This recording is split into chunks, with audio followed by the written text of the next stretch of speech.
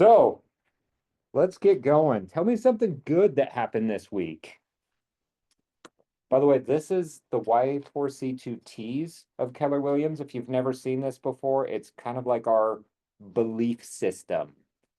And so if one of these sparks something, it's my goal this year to memorize this, which it shouldn't be that hard. Let's be honest. Like there's not that much to memorize here. Um, but not very many people at Keller Williams do. So I want to beat everyone else. But so give me a win this week. What happened? Left my job. Yes. Connor is unemployed, sort of. Love it. Who needs income? Yeah. Okay. Congrats. Scary, but awesome. Very scary. Yeah. Yeah. I talked to my friend and then talked to him for, and Ooh. Awesome. Ooh. If she gets approved, is she buying a house right now? she's thinking about it. She said she can talk to her parents first. So Yeah. she's interested, and she's like, "Man, you have to be honest with you. I have $10,000 saved up," and I was like, "That's amazing." She's like, "And I can't decide between a new house or a car," and I'm like, Don't get a car. "Don't get a car." Okay. So us old people here, think back to when you were 20 and imagine if you bought a house when you were 20. How nice would your life be? How much do you think a house costs when you were 20? That would, A bushel of I'm- berries. yeah, yeah, that would be like, yeah, what was I? That's a single family. 2007. That's when I turned 20.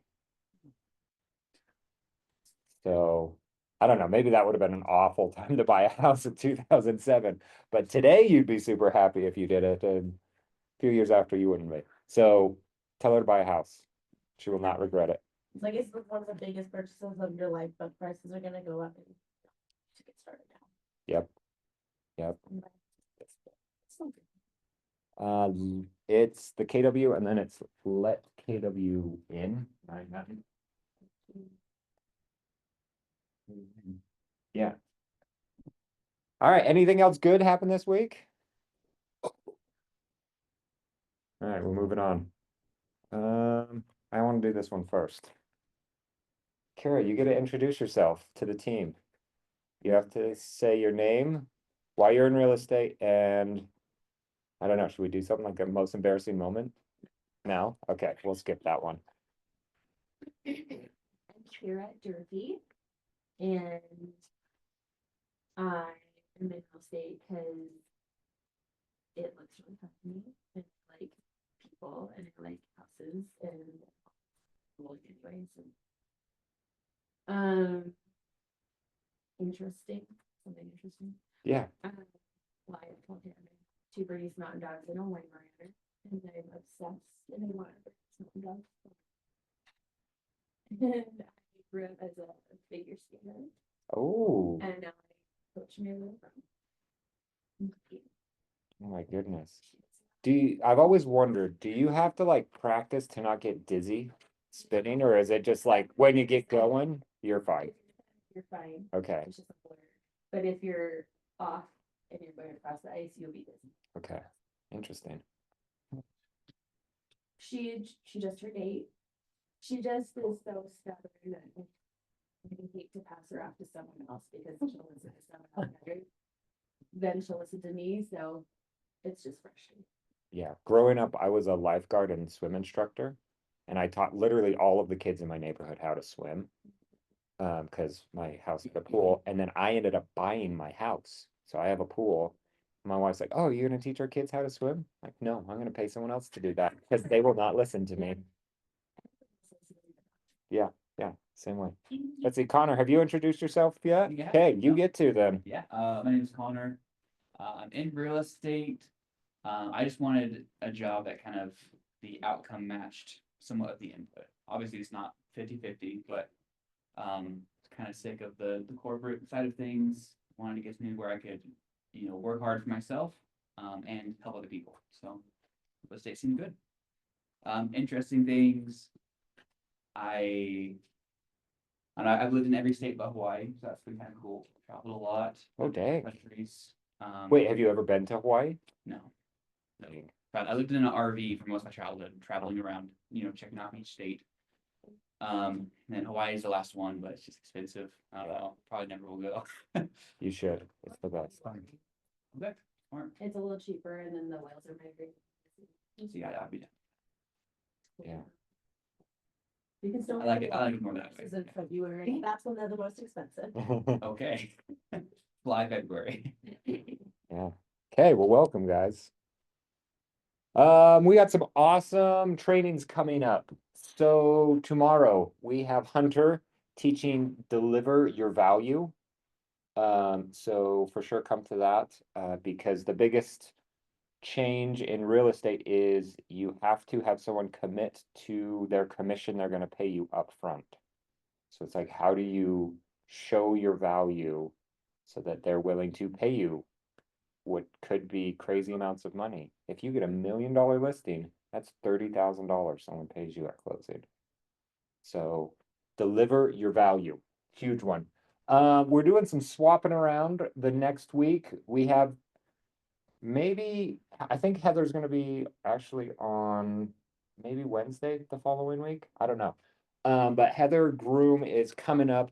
If you don't know Heather Groom, it is her, and she has one assistant that she hired in February.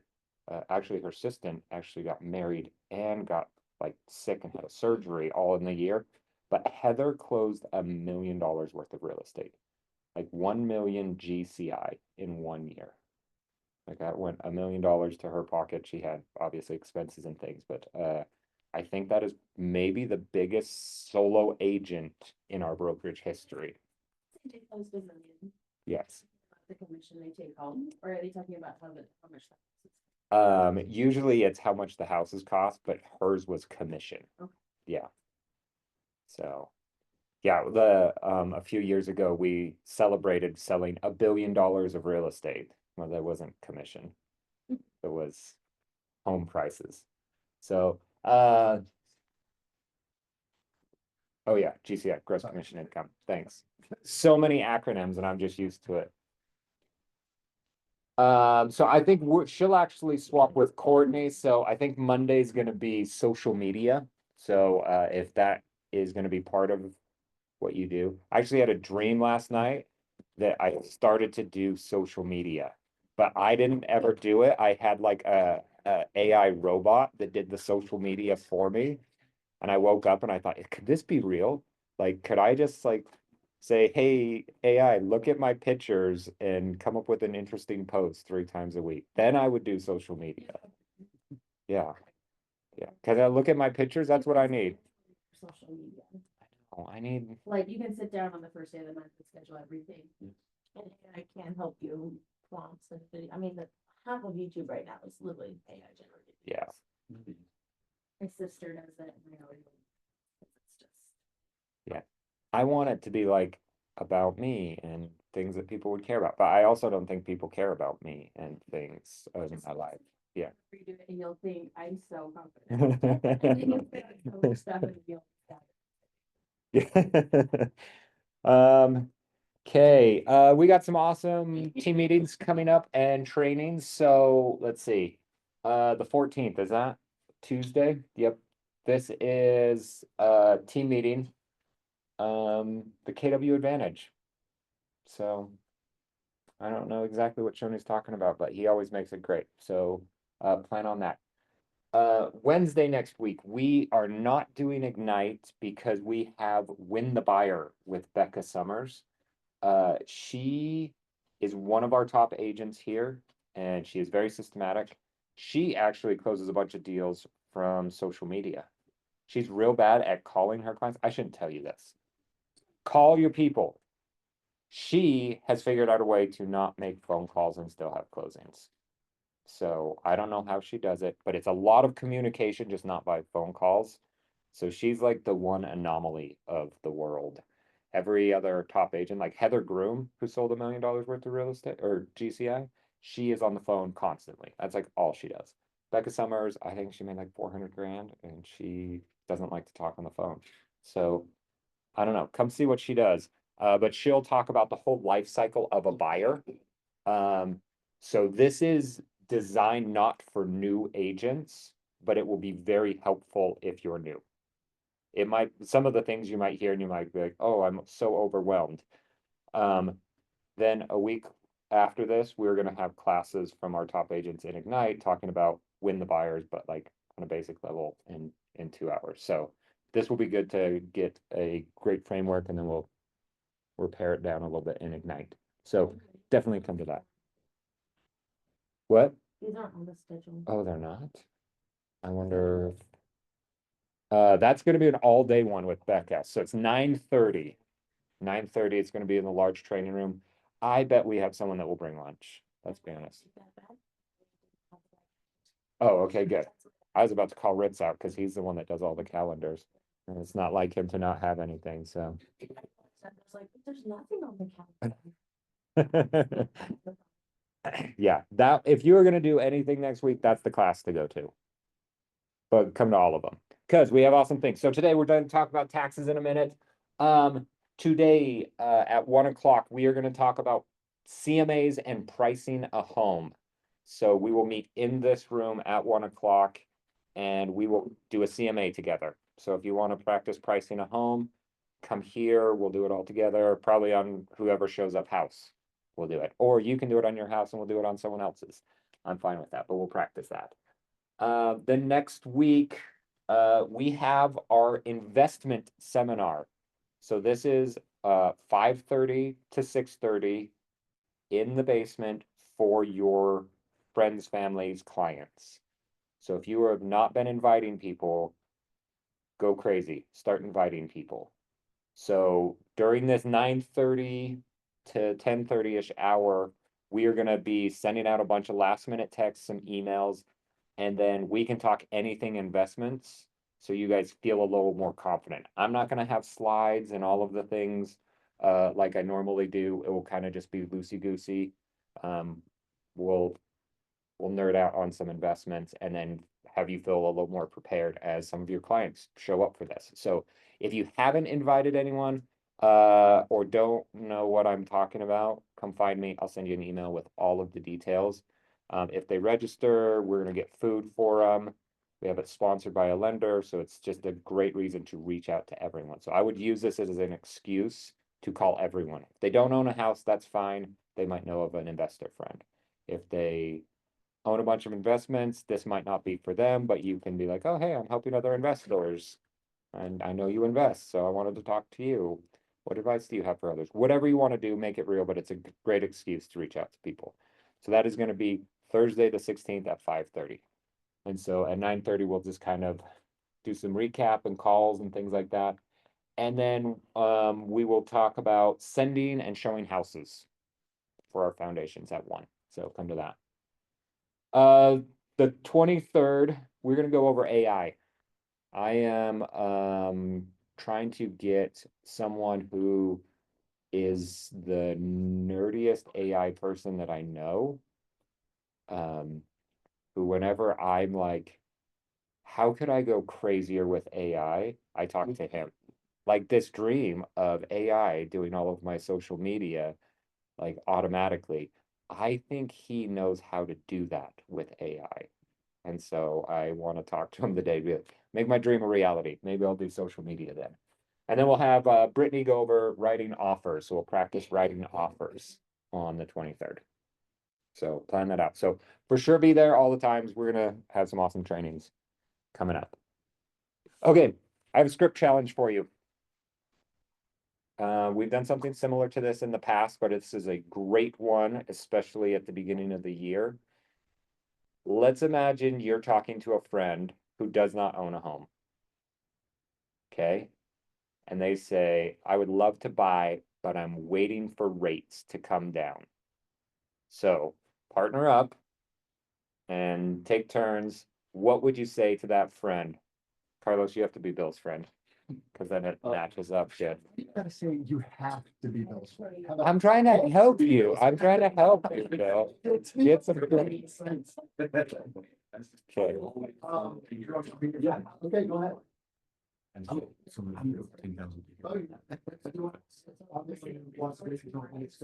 yeah. So, sure, you're trying to convince me. It's the same in housing prices. but- Yeah, I mean, yes. Think of that. Yeah, for me,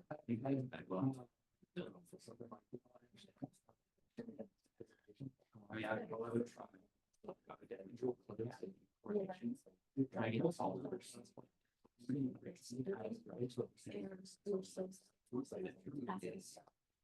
doesn't. And then it got sold to the large.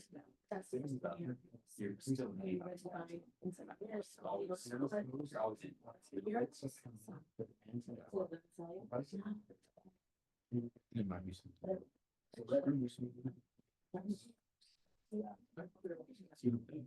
You don't have competition because a lot of people. Yeah. It's the same thing as.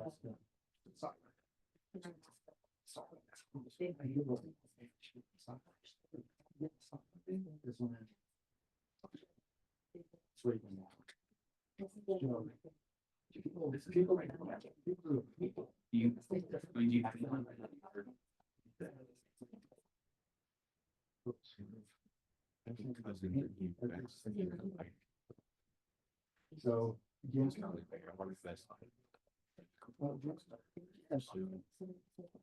So, yes. Yeah.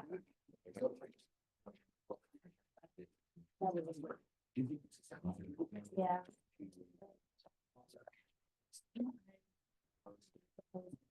Ooh, we should do that one too, Carlos. Wait for rates to come down. Yeah. What do you say? Okay, let's go over it as a group. Or should we put Alex on the spot because he didn't get a chance? So the reason we do this is so when it comes on the spot, you have something to say. So who had something to say that they felt like them or their partner did a good enough job? Good enough. It doesn't even need to be great. You can always refinance. Yep. Yeah. And as soon as rates go down, prices go up. You're, Oh, yeah. that's always the middle line. Yeah, with. Who would buy a house right now in this room if rates went down? I would just buy a house. Like, assuming you could qualify, yeah, would you buy a house if rates went down? How many other people do you think are in that same boat? So if rates go down, you're exactly right. Home prices are gonna go up because all of a sudden, all these people that have been sitting on the sideline waiting are going to jump in. So now you're fighting with thousands of people that wanna buy. Yeah, that's a good one. What else? What does this boil down to as an objection? Money. Yeah. Yeah. Are they saying like, I want to get a 3% rate so I can brag to my friends? No, I think what they're saying is, I want a lower interest rate because all the noise out there is saying, oh, we're spending too much money on, because interest rates are high. Yep. However, if we look at history with, the interest rates in the late seventies or mid eighties, those were the highest. Tell us about history, Bill. Oh, but during those times, made a ton of money on those homes. Yes, The other side of that is everybody's waiting, just like you said, everybody's waiting. So as soon as they come down, the competition's gonna go up, and it's the same with what we were talking about. with listing. Oh, we'll wait till spring to list my home because, sales for homes slow down during the winter. Well, yeah, that's fine, but you also have a lot more competition. So Yeah. now it becomes more of a buyer's market in the spring, whereas in the winter, when there's not a lot of inventory, you have more people, more of a seller's Yeah. market. yeah, you only get serious buyers walking through, No. not everyone. Yeah. Think how many people just walk through homes when they want to. In summer. P.S. I'm going to walk through homes on Friday just because I want to. Better than the stuff. My wife's like, let's buy this multi-million-dollar home. I was like, we can't afford it, but let's go walk through it. Yeah, let's go walk through it. So that's our date night on Friday. Yeah, all the time. Walk through dream homes and go get some sushi. So, what are rates gonna do this year? If you had a crystal ball, what's your prediction? Pretty much maintain the same, right? Yep, think. a degree or two. I talked to a little bit, you say? 600%. Who says it's gonna go up? I don't know if it'll go up. Unforeseen circumstances. Yeah. If inflation goes out of control, rates might go up. So tariffs are the big worry about everyone right now. I don't know, maybe Trump's bluffing and using that as a leverage point. Maybe he's gonna do tariffs. Maybe he's gonna change everything about taxes, and what we talk about today won't matter. Like, who knows? Who knows what the future holds?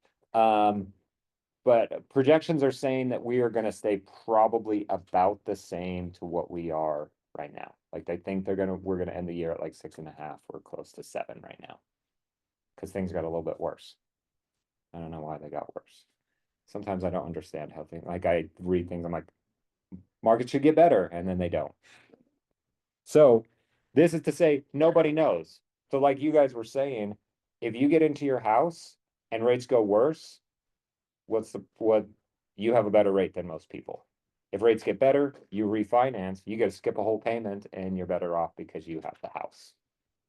Okay, rates should not be the things that make you wait if you can afford it. That should be the big question. Chris, with, 2 questions, actually, with people in that situation, because you said, obviously, if you can afford it, because the last thing you want to do is have somebody. Yeah. That's 2 sales though. You just, you,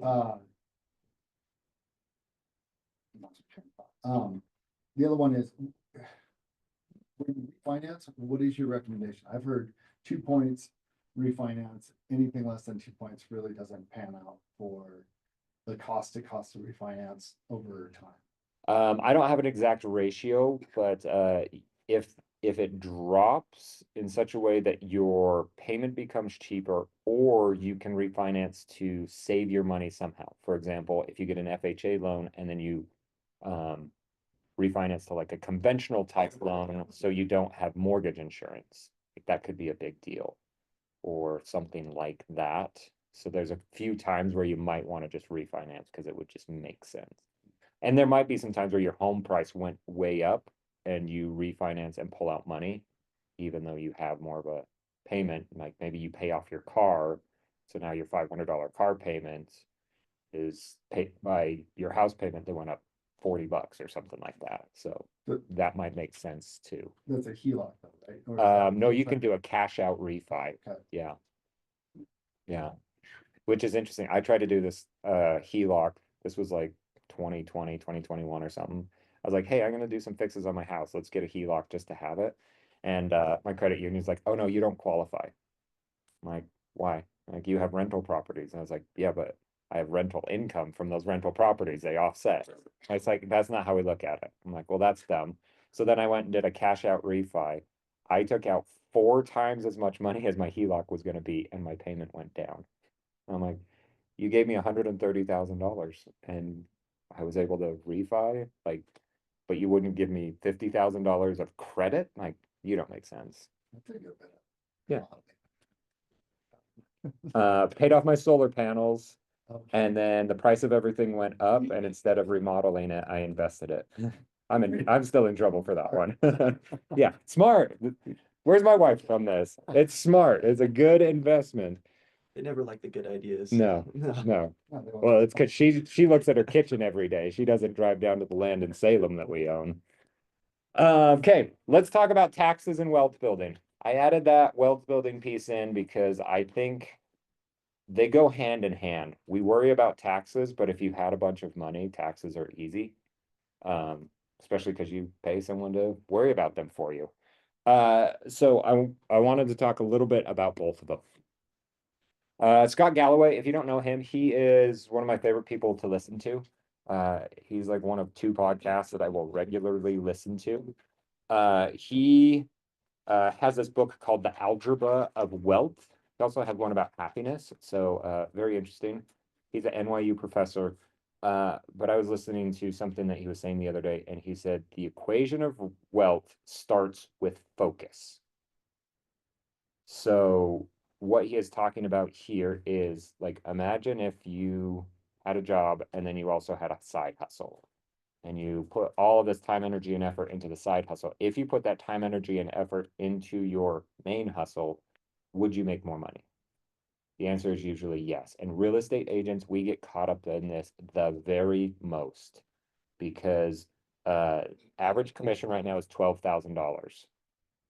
But there is thousands of businesses that swarm around us and problems that real estate agents have. So we're constantly looking for like how to like start a business.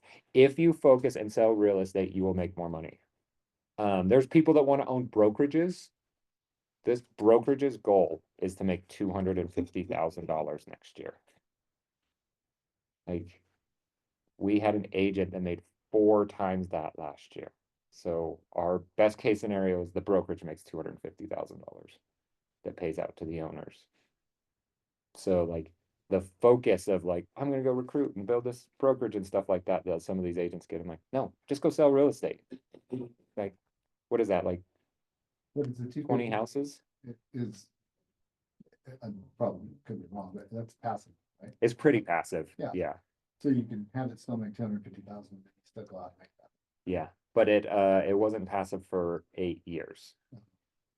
That was a problem. And it's not all to one person anymore.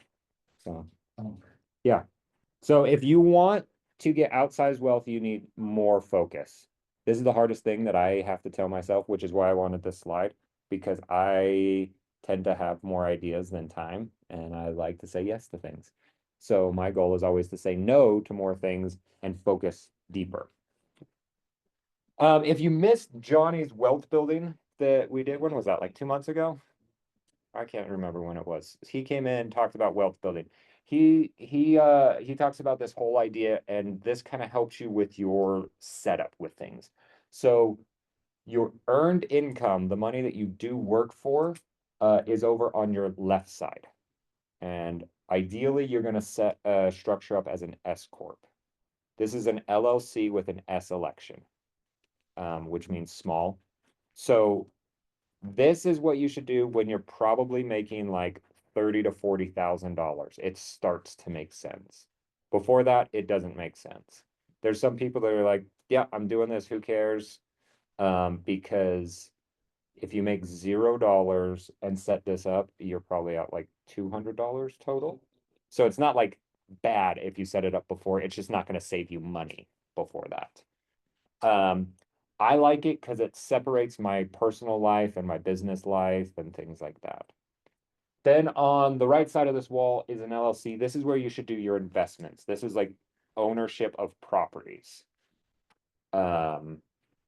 If you own a separate business that you're doing any work in, that would probably be within your S corp. For example, I have like this sign call business, like a text for more info. I own a website. You can sign up, and I don't know, I have like 6 customers. It's one of those, seemed like a good idea at the time. I built it and then I didn't do enough with it. So my S corp actually owns that business. If I were to start a real estate team, my S corp would own that and all of the money would flow to my S corp. Then I pay myself personally, which should be in a trust. So then when you die, things get passed. Houses can't get passed from ownership with wills. They have to be in a trust. So ideally, you already have a trust set up. But this is a whole like retirement planning, death planning, kind of an idea. So this is our generic setup that we're going to do for everything. So as I'm like referencing what to start and what to do, have this in mind. Left side is earned income as an S corp. Right side is an LLC for investment properties. And we can go fancy with the investment properties. There's a thing called a series LLC, which is like one LLC with multiple properties. It's like having an LLC around each property. I don't know. Utah has it. No one's ever been sued in it, but supposedly it just, if you have an LLC, they can't, or a series, they can't go to other homes. I don't know. Super complicated, but have that in mind. I'm sorry, Yes. quick question about that. I'm shoot about that. So instead of setting up an LLC for each property. Uh-huh. which one You is can set a one from the other, you can do a series. series LLC. See with. Yep. multiple- Yes. Yeah. So it's super interesting. They suggest that you have separate bank accounts for each and you treat them as separate LLCs. I do not, and so I don't know if I'm even protected at all, but I don't know, my life's easier without worrying about that. So, with an S corp, so there's a few rules that when you set up your S corp that you have to follow. So number one is you have to pay yourself a reasonable salary. Reasonable is based off of how much money you actually make. For example, my reasonable salary is $2,000 a month. Every year in December, my accountant says, this is not reasonable, hurry and pay yourself more. So I save all my money to know that I'm gonna pay myself a bigger salary in December. Feels good. It's like a Christmas bonus to myself. So, you have to pay self-employment tax on this reasonable salary, which is 15.3%. Then the rest of the money that you send to yourself, you send yourself as distributions. And you do not have to pay self-employment tax on that. You do pay income tax on both of those, but not self-employment tax. You get to deduct business expenses. We'll talk a little bit more about that. And then you can maximize retirement contributions. So the one 401k, SEP, IRA. I don't know. I do my HSA too, but I don't know if I'm getting taxed on that. Some of the things. Health savings account. Side note, this is like the biggest cheat in the world. So when you put money into an HSA, it's supposed to be used for medical related items. But you can invest that money and it can grow tax-free, kind of like an IRA. And then when you're at retirement age, you can take it out. But so you can do an IRA to invest money and you can do the HSA to invest money. So you can like kind of double the amount you're investing for your retirement with this. So I have an HSA and I put money to it. And then when we have medical expenses, I pay that out of pocket. And I keep all my HSA money as investments. And I'm hoping to get enough to buy a rental property with my HSA. Because then I can get the appreciation and the cash flow and all the awesomeness of a rental property. So annually unused HSA funds can be used for. Yeah, at a certain age, you can just start to giving yourself distributions from it. Yeah, I think they just think you're old, so you're sick. This is gonna go to medical something. Well, my brother-in-law does it. He's 4 or 5 years older than me, but at the end of every year, what he does is he goes out and he buys new glasses and lenses and frames and stuff like that. Yep. To use it all up, Uh-huh. because he's really. Yeah, Oh, roll yeah. over year by year. Yeah. Yeah. Yeah, so I've only been doing this for a couple years, but like the stock market has been awesome. So I'm already like 15 grand in there. So I'm You like, can really just take gosh. money from that and put it straight in the stock market. mm-hmm. Or real estate. That Yeah. would be the- Nope. So I do, what do? Like $500 a month, I think I put in my HSA. And then that hits my Schwab bank account and then I go invest in whatever I want. Which to be honest, all I do is put it in the S&P 500. But it's an HSA. How do you use it? I'm not. It's just all savings right now. It's for my future. We're using the HSA because really. Oh, yeah. Yeah. To invest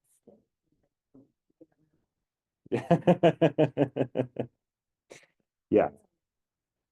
So, well, and that goes back to the wealth building conversation. Like if you can live on less than your means and put money away, then you are going to be better off in your future. Problem is like who knows when that's going to be, who knows what the stock market is like, are you even going to use the future? Like, is the world going to end? Like who knows? And so there's like that delayed gratification, but you also need to live in the now. Keep that happiness at the same time, but set yourself up. So with S corps, this is how taxes work. Let's talk about a sole proprietor because most of you probably are a sole proprietor right now. Has anyone set up their own business yet? Okay, we got a couple of fellow nerds like me that would like. I was like, I think I'm gonna make 30 grand this year, and I set up my LLC, and it was like a relief because then all of a sudden I had like a business credit card that I'm swiping the account, like it just felt better. Right off. Yep. So how it would work is if you were a sole proprietor, let's imagine that you make $100,000. So you have a great year, but you spend $50,000 on expenses or write-offs that you can legitimately claim. So you end up with $50,000 of income. How it works as a sole proprietor, all of that $50,000 just goes to you. So you have to pay self-employment taxes on it. So it's $76.50 is the general idea here. If you're an S corp, you get to figure out salary and distributions, and it's something between a third and a half of the money is going to go as your salary, and the rest will be as distributions. So like, let's say we did 20,000 salary, 30,000 distributions, your accountant would probably give a thumbs up to that and say you're probably fine there. So then you're only paying $3,000 self-employment tax. So you are, what is that, $4,600 that you saved in self-employment tax. Now, either way, you made 50 to your bottom line, so you're paying income tax on $50,000. So either way, it's the same with that. You're just saving more, which is why imagine now that you made $30,000 and you had a handful of expenses, and we run these same kind of numbers. You're not really saving too much money if you're not making at least $30,000. But you do get the peace of mind of keeping it separate and ideas like that. So, general sense of how it works. Slides. Sure. Thank you. Oh, yeah. Picture. I have to stand in the picture if you're taking a picture. That's the I don't want to block any of the content. It's so good. But you're gonna post the slides on this, so I can just. Sure, the I can- slides and yeah. maybe- Yep. Okay. Yep. You good, Maddie? Okay. So just in case you didn't have any closings, because I know some of you started last year, 2024. Well, you had expenses in 2024, and this is not a hobby. You are trying to turn it into an actual business. So those are write-offs. So work with your accountant. It's like Schedule C or something as business income and loss. I can't remember. I don't know. I asked ChatGPT. It told me. But you get to write those off. So like imagine your spouse had a W-2 income. They're withholding for some taxes there. You made nothing, and then you get to write off all of the expenses that you just had. You will probably get a refund because your spouse withheld some money and you lost money. Yes. No, as a sole proprietor is how you'll do it, which just means you. That's all a sole proprietor is. It's like you don't have a separate entity. You know, my entity is called, nope, you're just, yep, self-employed, and just let your accountant know, or if you do like TurboTax or whatever, or there's probably a section about business. And the problem is if you don't ever make money, then the IRS starts to question it. But like 2 years you can be. I can't remember it, what it is, but it's like, if you sell one house, then they're gonna be like, oh, well, you're trying to sell a house, so you made some money, even though it's not a lot, like you're showing that you're doing it, so. At least sell a house, See, it's Focus. the third year. the third, Yeah, for some reason, that's 6 months. yeah, it seems right, but I'm also wondering about, And then it becomes what's called a hobby. you know, Mhm. hobby something, and. Yep. Yeah, if it's a hobby, you don't get to write things off. So make real estate real and a business. But so you can write off your expenses. Quick note on that, you have to keep track of these things. So you have to be able to prove it, especially if you get audited. You have to be able to prove it. So keep records. Big folders of receipts. Yeah. One of the things I've been struggling with recently, this is a perfect day to go over, is car insurance Ooh, and how yeah, it's related to business, especially real estate. yeah, let's see. Let's talk about write-offs then. Can I ask real quick? Yes. Has anybody told their car insurance, that you're a real estate agent? Have you like done that? Not yet, no. And the rates may go up because you're kind of. Okay, then I'm sorry, I have a May. follow-up question. They do. Cause my current provider, I told them I'm an agent and it doubled my rate. So I'm trying to do research so if anybody has an agency that doesn't increase your rates, that would be great to know. And then my other question was, it totally slipped my mind. Dang it, it totally slipped my mind. It might come back to me, sorry. I do know. Gosh, what did I do with my insurance? Cause I told them I was a real estate agent, but like I mentioned that, I'm not driving people around. One of the And- things though, is that yeah. it's on one of the contracts that you have to DocuSign as Mhm. part of the brokerage. It says, tell your insurance agency that you're a part of the brokerage. It's like one of the requirements. Yeah. So do you just Uh, anyway, or? you know, I actually have someone you could call. It's Who? funny, I just ran That's into perfect. a guy at dinner the other night. Could you like text me his Yeah, info? yeah, don't let me Perfect. forget. Okay. His name's I'll write it Curtis. to you. Yeah, he's an insurance guy. He like owns a branch of insurance and he works with a lot of real estate agents, he tells me. Isn't Johnny? Yeah, we own. It's not auto insurance or auto owners. What is it called? Utah Home and Auto. Yeah. Yeah, It's right in the corner. yeah, maybe. I don't know. Yeah, so you can talk to them. They're like an insurance broker, so they're gonna just go find a whole bunch of different ones that work. He might know a little bit more. So those would be two good people to talk to. And so I'll send those out after that. Remind me, you're in charge of I reminding just me. sent you a text. Okay, perfect. Yeah, I'll send those out in the group of a couple people. Just don't. I don't know. That's Because my I've main changed question. insurance since I started and I think I just told them I was self-employed. And they didn't bat an eye. So Maybe I'll I just don't try think I'm that. gonna get in trouble. If Cause you stay self-employed, yeah, I think I kind of shot myself in the foot by telling him yeah. already. And so we can switch you insurance and stuff, so. Okay, so write-offs are a double-edged sword as we talk about them. If you would like to buy a house, you need to show that you make income. If you don't want to pay taxes, you need to show that you don't make income. So they are contrary to each other.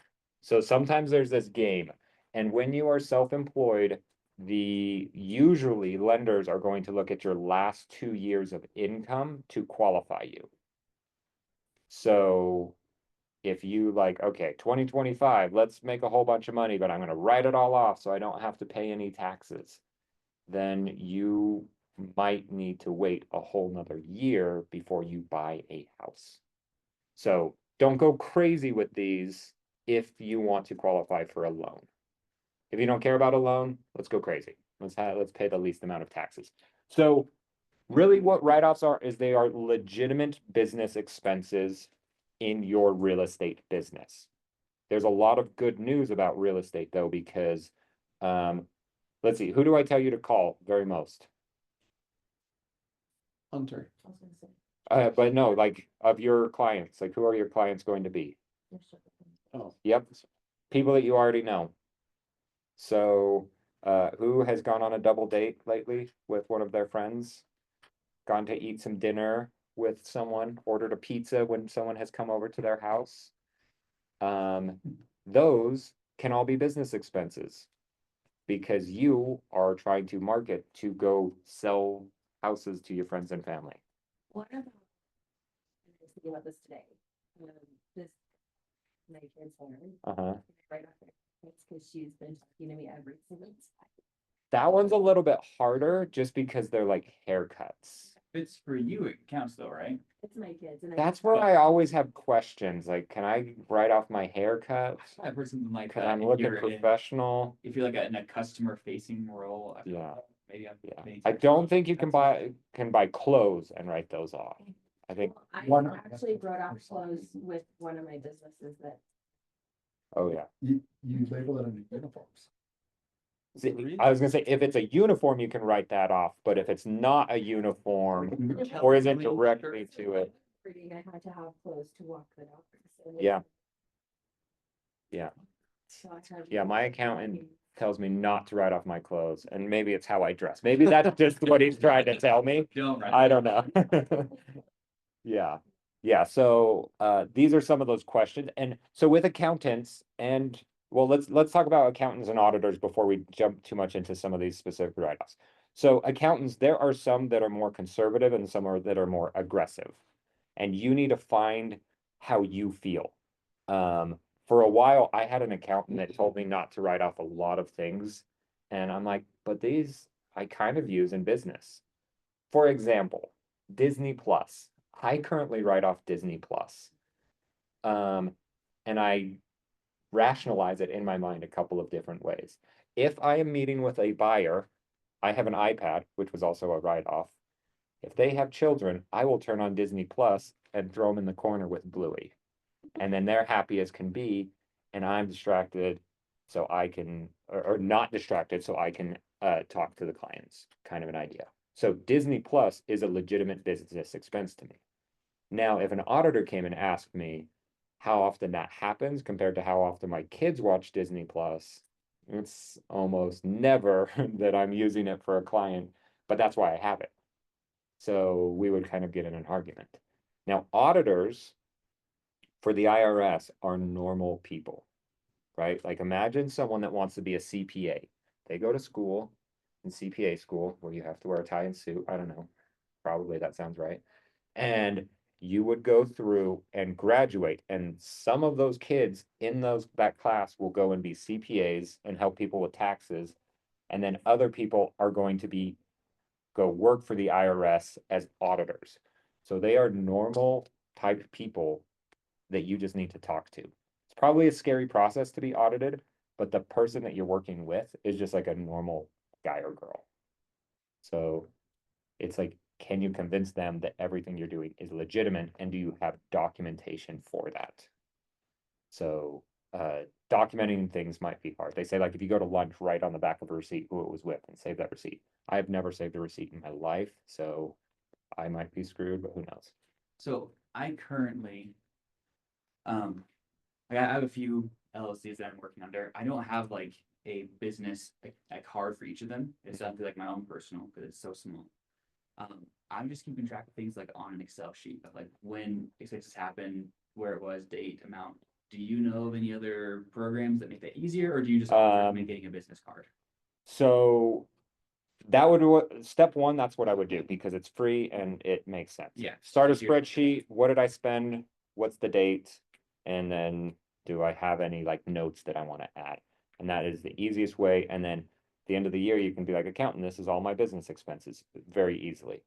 The step up from that would be get a business card, and then you can either keep doing that spreadsheet or pay for different softwares. There's some cheaper ones. What's the cheap one? QuickBooks is not the cheap one, but that's the one that everyone uses. FreshBooks, I think, is the other one. That's a lot cheaper. And so then there's like software like that. And I just, to be honest, every month I get in and I just categorize it. You can pay for a bookkeeper. They're like, I don't know, between $100 and $500, and it's not worth it. Yeah. Because I do my own and it maybe takes me 20 minutes a month. And it's not that complicated.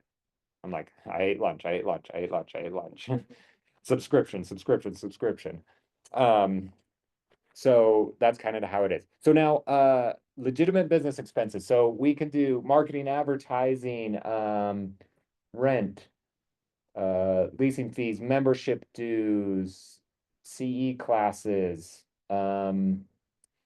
basically anything you are spending money on that is for real estate, you should be writing off. So some of the real common ones like dues and memberships, everyone's paying for that. The MLS fee, for sure, that should be a write-off.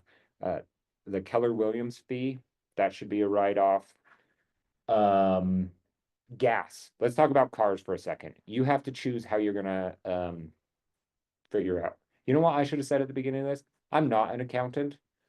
This is not real advice or whatever the disclaimer is. Talk to real professionals. So with that being said, and with me pretending to be a professional right now, with cars, you kind of have one of two choices. You can do actual or mileage based. So the difference is mileage, I have an old rate in here, but it was 65.5 cents a mile in 2023. It's probably going to go up because that's just kind of how things go, unless things got cheaper, which they didn't. So that means for every mile you drove for real estate related purpose, you get 65.5 cents write-off on your taxes. So if you drove 10,000 miles, what is that? 65, yeah, 6,500. So you either get that mileage amount or you get a write-off the actual costs of all the car things. So like your car payment, the gas you put in there, the maintenance that you do, the insurance that you have, like all of those things. So it's either you write off, Like gas receipts. you would. Most people, if you are out showing houses often, mileage is gonna work in your benefit.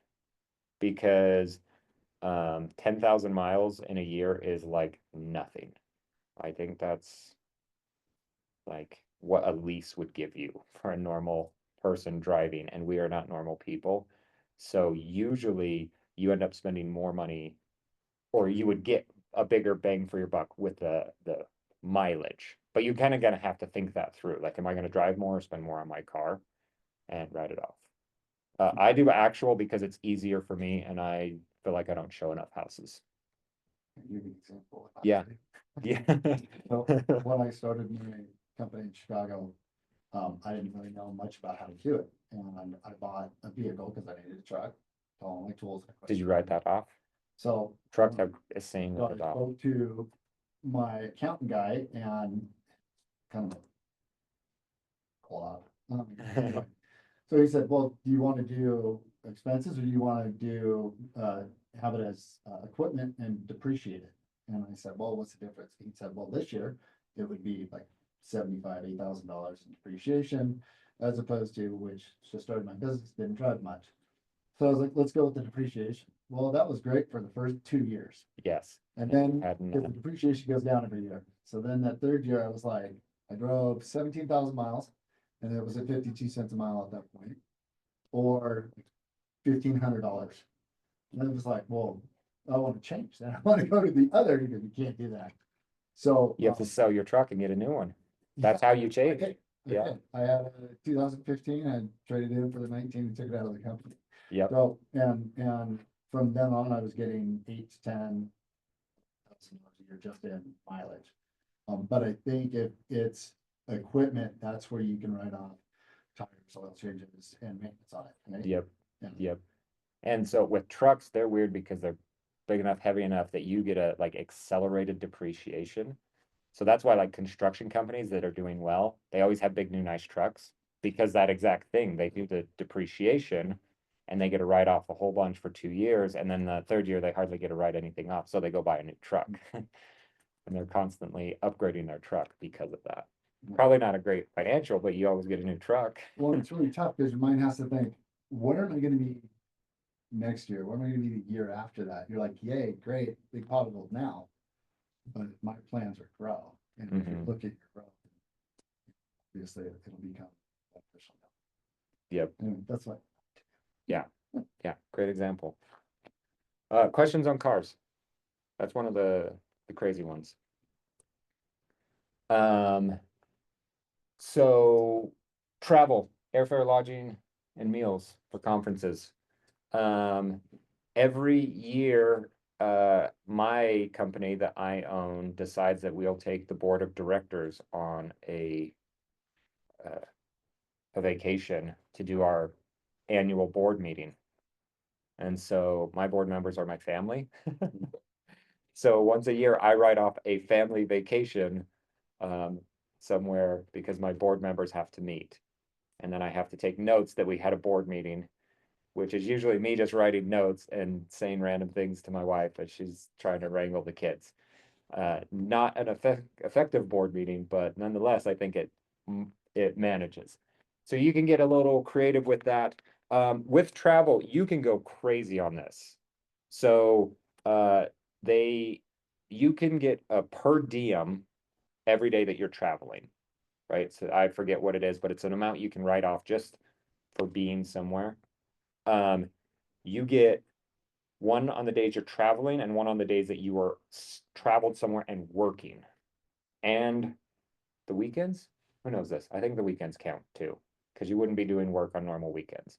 So an ideal vacation should be that you travel on a weekday, because then you get the per diem. You do some sort of work on another weekday, then you stay the weekend where you do zero work, and then you travel on the next business day, because then you get a per diem for all of it, so you get to write off more of your vacation.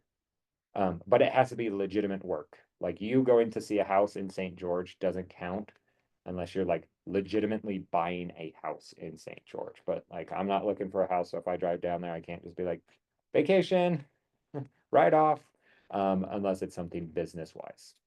But my board of directors, they can have some crazy perks. I don't know. I try to go crazy, but my accountant tells me to rein it back. Like gym memberships probably shouldn't be a perk of that. I'm like, I don't know. I have a cool company. Can they pay for these things? So talk to your accountant about a lot of these things. Closing gifts, what else we have? Office supplies. Your phone. Your phone is write-off. You're texting, calling people, your computer. So let's talk about houses for a minute and home offices. Definitely talk to your accountant about this because these are very confusing. You probably should not write off a home office. How it would work if you did is you would look at the percentage of your home that your office takes up, and then all of the costs of your home, and that it would write off that percentage of it. So utilities, internet, mortgage payment, all of that. What my accountant suggests is don't do that, but once a month, I rent my house to my S corp and I pay $1,000 to hold a meeting in my house. It would cost you $1,000 if you went to one of these hotels and rented a conference room for the day, to do the same thing. And so I can do that with my house. You're allowed to do it 14 times throughout the year. It's called the Augusta rule. So like as you start making money, that is a way to get it to you without counting it as salary or distribution. It's corporate rent is what I categorize it as. And it totally works. So probably don't write off your home office. Do something like that because it's a lot cleaner and easier. And if your house is really awesome, like Johnny Christensen, he lives on Utah Lake here. It's like a 9,000 square foot house.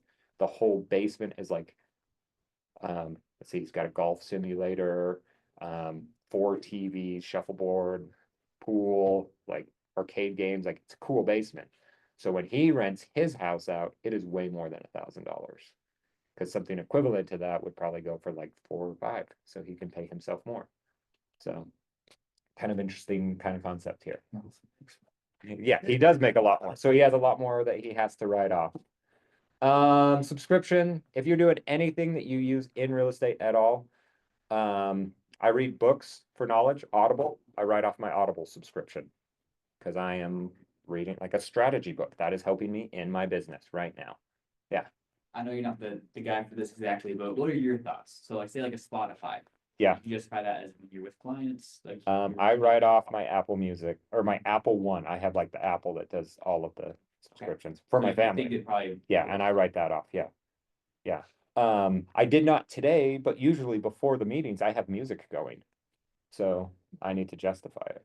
Okay. Yeah, Yeah. yeah. gotcha. So anything that I use in my business, I am writing it off. I will write off almost every time I go out to eat because business comes up basically every single time. So I swipe my business card. If you don't have a business card yet, keep notes on it. Like we went to eat here and talked about business with these people. And you can write that off as an expense. Now, with food, somewhere it says here, oh, meals and entertainment. This is 50%. You only get half of it. The difference is if you have an event where you are bringing food to the event, you get 100% of that. So if I go out to dinner with my friends and we go to like a sports bar to watch a football game, I get to write half of that off. If I order pizzas to come to my house and we watch the sporting event, I get to write 100% of that off because it is an event, not meals and entertainment.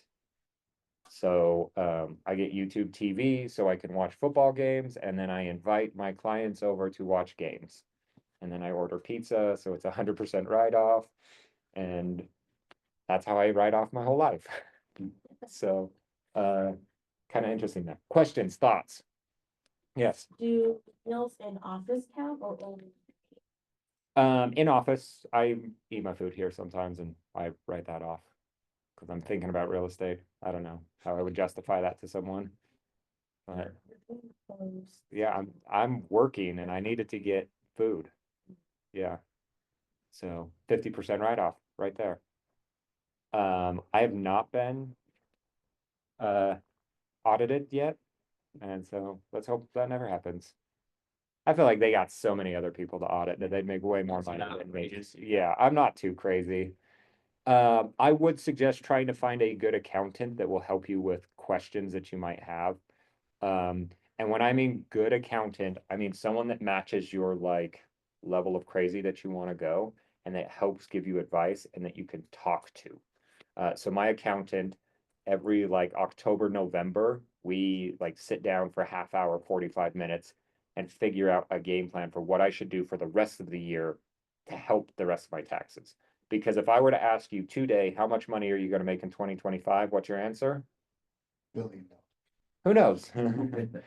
My year is going to be better than last year. That's what I always tell my accountant. I'm like, oh, I'm going to do way better because I'm optimistic and I know that things are going to go better. How's the market going to do this year? I don't know. It's probably going to stay about the same. So why am I going to double my income?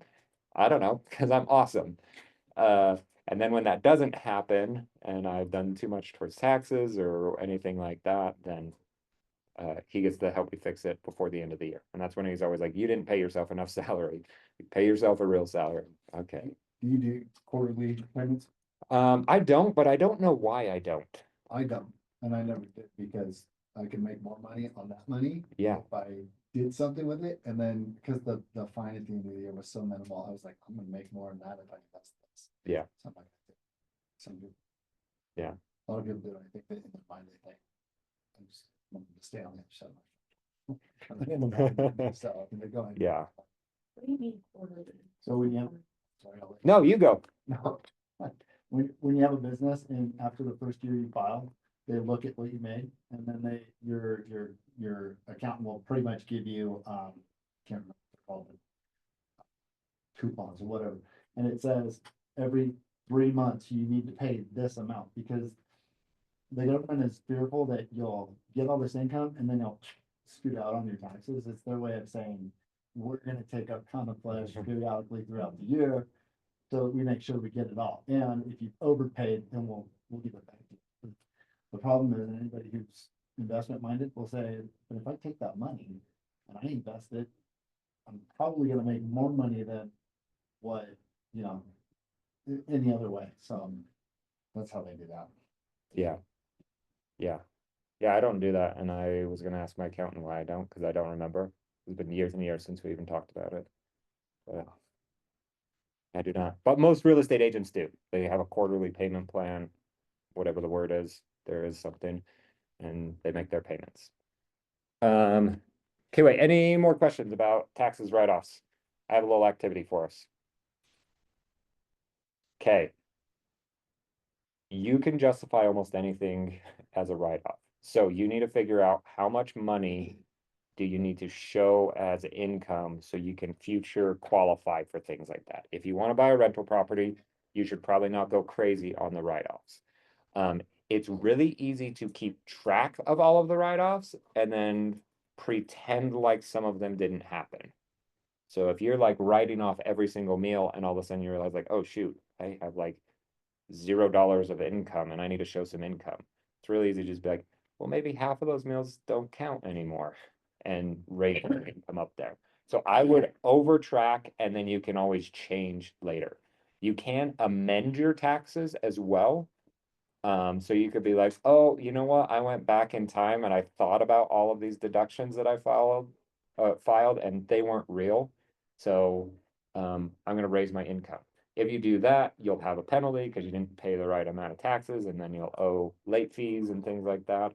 But if you're like, I need to qualify, maybe it's easier to pay your taxes 2 years in the future and write off as much as you can now.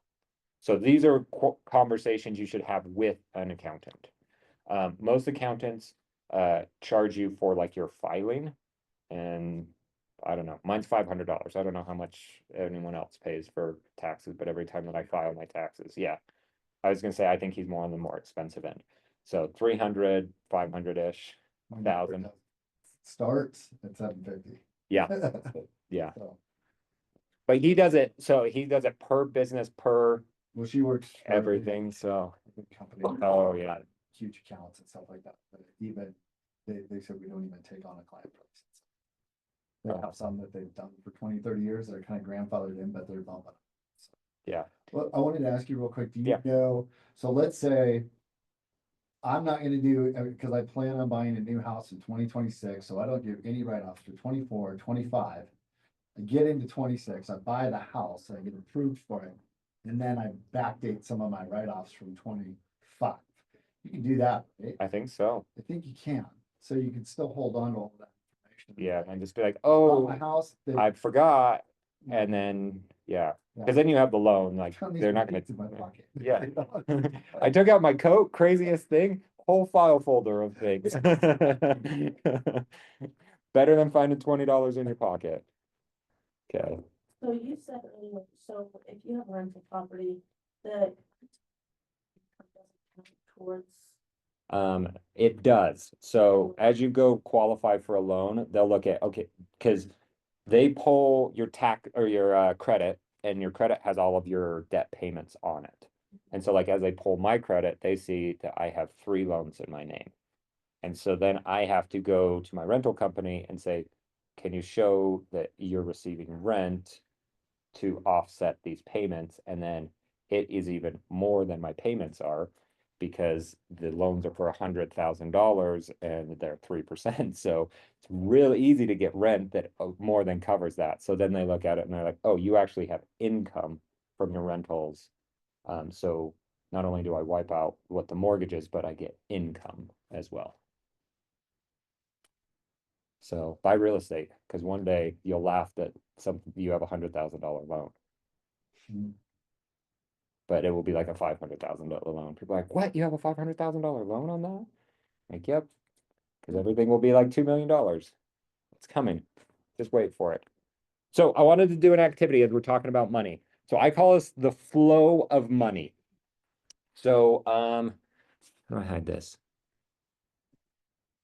The flow of money. So when money comes to you, everyone has this, by the way. You have your flow of money. It might be money comes into my checking account and then it disappears.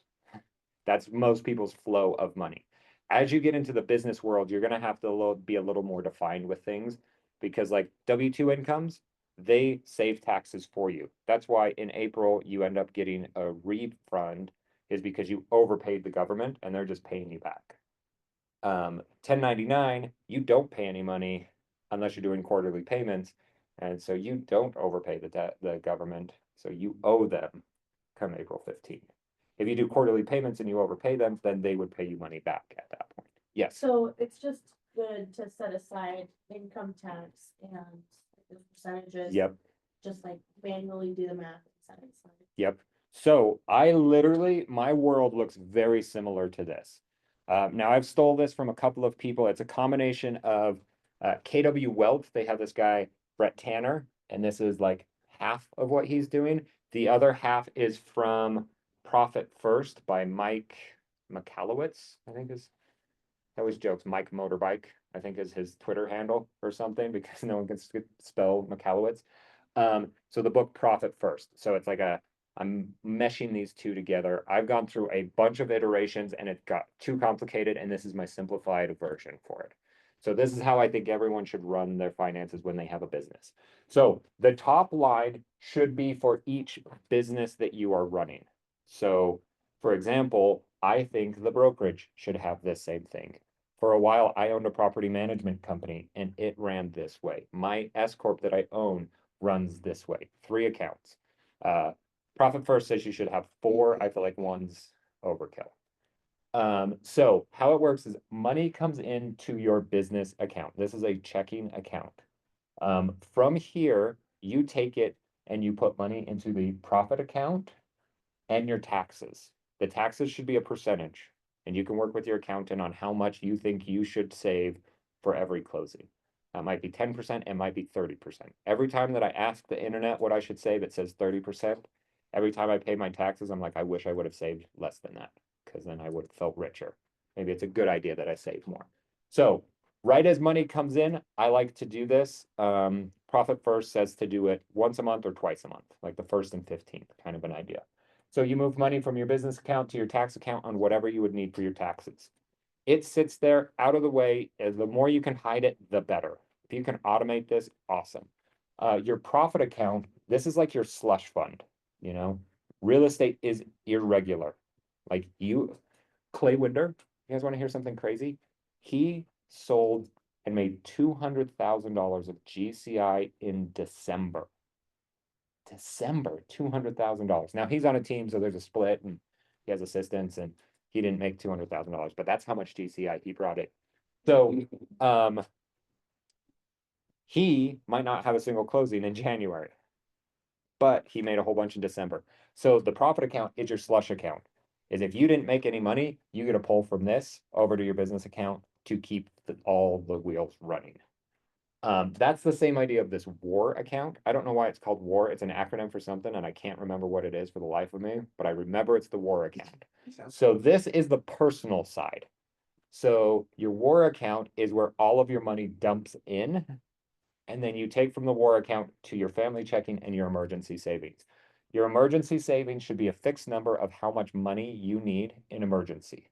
So some people say 3 months, some say 6, some say a year. I don't care, whatever it is, whatever you decide you need for your savings, like just in case, you try to fill this up. As soon as it's filled, you never put more money in the savings. It stays in the WAR account.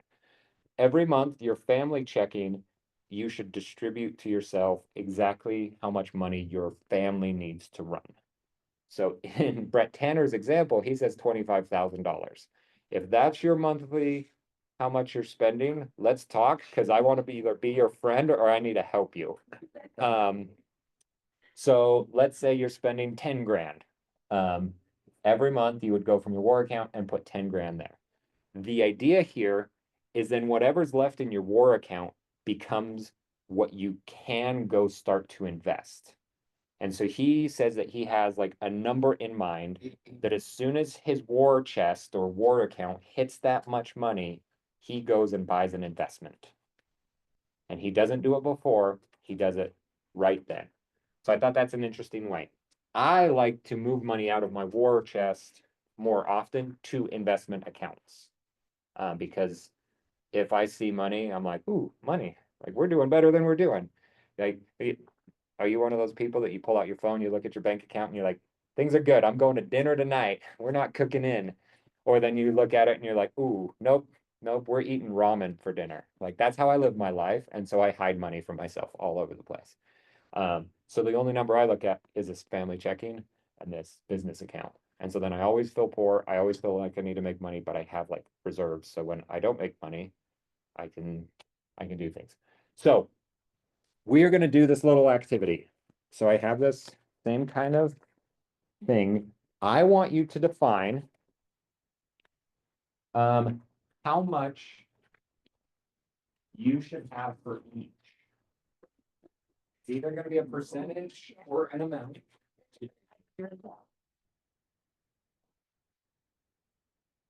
So I would start with your family checking. If you don't know this number, make it up. How much money do you need to contribute to your family, right? You have a spouse that's probably all their money is dumping into their family checking. That might be your world. Well, great. What's your contribution to it then? And whatever you are going to contribute, write that number down in the family checking. The emergency savings, write like whatever. So your family checking, by the way, it's going to get replenished each month. So, right, if you spend 10 grand a month, then your number would be 10 grand here. Your savings should be some sort of multiple of that. If I want 3 months of savings, I need 30,000. If I need 12 months of savings, I'm going to have 120,000, whatever that is. As soon as your saving account is full, you're done. You don't need to fill that up anymore. This is the just in case, the worst case scenario. Ideally, you never pull from this emergency savings. It is like, I lost my job, I'm disabled, things like that. A lot of people will go to the next step of their financial journey and start protecting their money. And like, if you go and get disability insurance, a lot of them kicks in after 6 months, right? So you go get hurt, they say, great, in 6 months, we'll start making all of these payments to you. So you need to be able to live for 6 months. So a lot of people will use something like that, or you can pay more money to get paid faster. Hashtag Aflac. So what do you need in your emergency savings should be a multiple of how much you spend. The war account, this is where everything's going to drop in, so you don't need to have any percentages. On the right, you can start to write your investments and things that you would want to do there. Like I said, for example, I do $500 to my HSA. I should probably up that because I think my limit is higher, so I should probably invest more in that.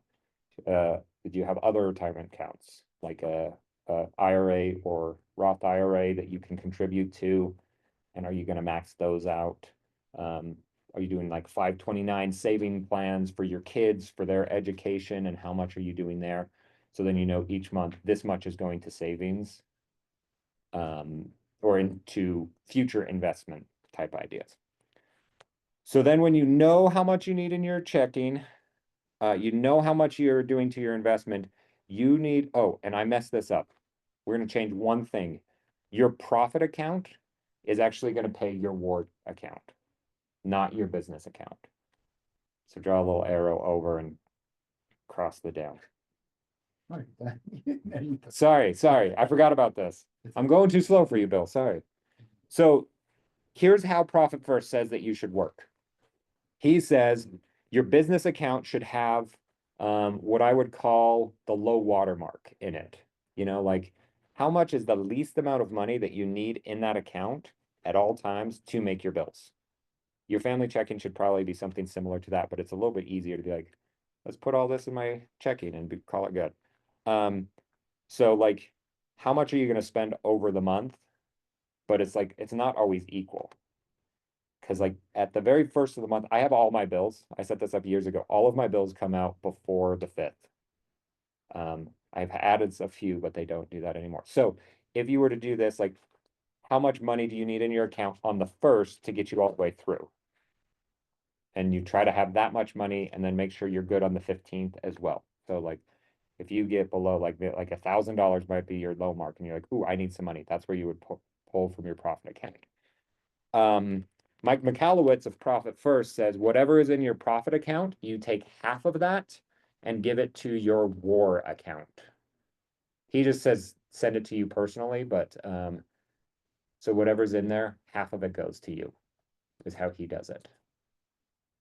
Very easy distribution, gives you some slush funds. If you have a great month, you get to send yourself more money. If you don't sell any money, you should still have money in your profit account that you can send to yourself. If you don't have money for months and months and months, you're a little off. And you should always save for taxes. So should you have a different like bank account for each of these? Yep.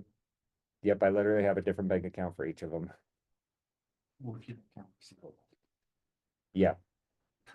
So in Profit First, the other account that he has is, he calls it the income account. This would sit up top here. All of the money goes into the income account, and then once a month, he distributes from the income account to the business account that then distributes to the profit and the taxes. I think it's an extra layer and it's not needed. If I ever feel like my business account, like I just got a big commission check and it's really big, I will just automatically move that to taxes and profit. And then it sits there until the end of the month, and then I transfer it to my war account and then down to my family checkings and savings. It is overkill, but it is also a very easy system to run. Mike Michalowicz, I don't know how to spell his last name. Profit First is his book. Profit First. And then if you look up Brett Tanner at KW Wealth, it would probably be closer to the bottom half. He's got something on the top, but I don't like it as much. Sorry, what's his name? Brett Tanner? Brett Tanner, yep. If you Google both of them, they'll probably show up. Don't spend money on Brett Tanner's classes yet. It's real good at selling them. So I would suggest, some of these accounts should probably be better interest rate accounts rather than checking accounts. For example, your profit, your war account, and your tax account. Try to do like high yield savings or money market accounts so you can get a little bit more income. It's not gonna be a lot, but if you are saving for your taxes and you have a closing today, it's gonna sit here until probably April of next year. That's a long time to be sitting somewhere, so might as well earn a little bit of interest in it. I would avoid doing anything risky with tax money in terms of investments. Because investments can go to zero. Or they can take longer to make money. Like me putting money into Salem land, we were supposed to sell it 2 years ago and then build apartments. Then we were just supposed to close in December, but they're dragging their feet. We're actually gonna make more money because they did, but now it's March. Who knows if they're gonna be ready by then. So, but then I don't even get money when we start building apartments, but so questions, thoughts, anything here? Okay, go build out this flow of money. It actually is very helpful. I have one task in my phone that happens every 28th of the month, just in case February.